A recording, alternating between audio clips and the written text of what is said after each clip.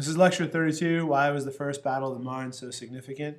We're going to talk about the Schlieffen Plan, the consequences of the miracle at the Marne, and then ultimately how this leads to trench warfare. So the first thing we got to talk about is the plan. Remember, the plan was to quickly defeat France and to the west of Germany. This is the German plan for war. Right? And then they were going to race east back and defeat Russia because Russia has always been slow to mobilize since the Crimean War. The quickest way to France was through Belgium. Now, using spies, the Germans knew that the French were going to attack in Alsace and Lorraine, which is right here. So the Germans here in red, they want to circle around. Right? So they have to go through Belgium. The French are going to go here into Alsace and Lorraine, and the Germans are going to go around and attack from back. That's the plan. So the Allies, this is what happens. This is how the war begins. Germany declares war on Russia on August 1st, 1914. Russia has mobilized its troops in support of Serbia because Austria-Hungary is going to support Serbia, or going to attack Serbia. And Russian is Slavic, and so is Serbia. And as the Russian troops mobilize, the Germans realize this. We got to do it quick before the Russians mobilize. It takes them a long time. So if we enact the Schlieffen Plan now, we'll do it. And they invade Belgium on August 3rd, 2 days later. And they're going to attack using the Schlieffen Plan. Everything's about the Schlieffen Plan right here. So they're literally, you can see here's the German army getting ready. So they're doing a great job, and they actually get all the way up to the Marne River, which is about right here. Okay? Pretty close to Paris, which is right here. So they're really going to win. And they're getting closer and closer and closer and closer.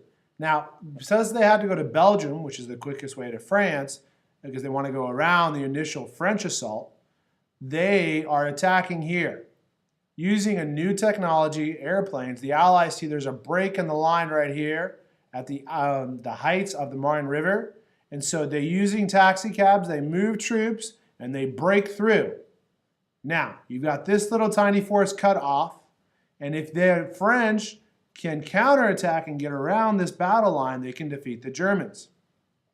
So effectively, by September, and all this battle happens in September, in 1914, the Schlieffen Plan is broken. The Germans, their plan for war has been destroyed. So this is going to create a stalemate in France. Here's the Battle of Aisne right here. Here's the Aisne River. Here's the Marne River. The French have broken through right here. And the Germans, they have a race to the sea with the French. Because whoever gets the coast owns the flank. And you always want to flank in military.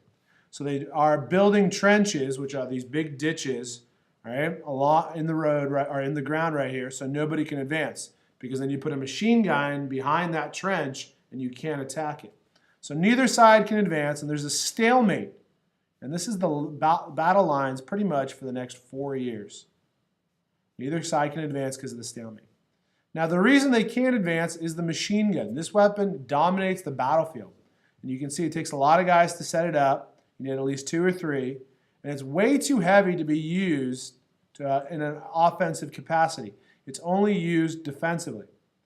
And it's an incredibly effective defensive weapon. If you have a machine gun and you have a field of fire, you control whatever goes into that field. You cannot advance from another army. An army cannot attack a machine gun position. And both sides have them. So once they've drawn these battle lines, the machine gun prevents any offensive strategy. Okay. So the Germans, because the Schlieffen Plan is broken, and the Central Powers, remember the Central Powers, according to your reading, is Germany, Austria-Hungary, and Turkey. We call them the Ottoman Empire. Italy dropped out. Germany, Austria-Hungary, and Turkey, they have to fight a two-front war. That means their forces have got to be split. The bulk of the fighting is done by the Germans because they were the most militaristic and they had the best army. The Austrian and Hungarian army is very, very weak. Right? And the Turks, we're on their side because we're always anti-Russian. So the Germans have to split their forces between France and Russia. Another consequence is what is known as no man's land. No man's land is this land between two opposing trenches. And you can see it right here. Here's an attack. They're going towards no man's land. It's just destroyed by artillery. There's barbed wire in front of the trenches, and it's defended by machine guns. Literally no man could survive there. And the military commanders didn't understand this new type of warfare. What they would do is they would tell their troops to go over the top, which means over the top of the trench, and to attack through no man's land and attack the trench. And they're being slaughtered by these machine guns when they get over the top of the trenches. So you can't win the land battle in the Western Front. So the Germans have got to come up with a new strategy because of the First Battle of the Marne. And what they come up with is unrestricted submarine warfare. They know that the British and the French fleets are being supplied right here, and remember this is where the Western Front is, right about here, are being supplied by boat. So they say they're going to cut them off, and they're going to say anybody in this area right here who sails towards this area, we're going to sink using warfare. And in March of 1915, they sank a boat. In May of 1915, they sank a boat, and unfortunately, on May 7th, 1915, off the coast of Ireland, they sank a boat with American citizens on it called the Lusitania. And this really turns America against the Germans during the Great War. America was kind of ambivalent. We didn't know if we wanted to support the English or the Germans. But since the sinking of the Lusitania, we become really, really anti-German, mainly because of the propaganda put out by the British. And we'll talk more about that next week. Thanks. Bye.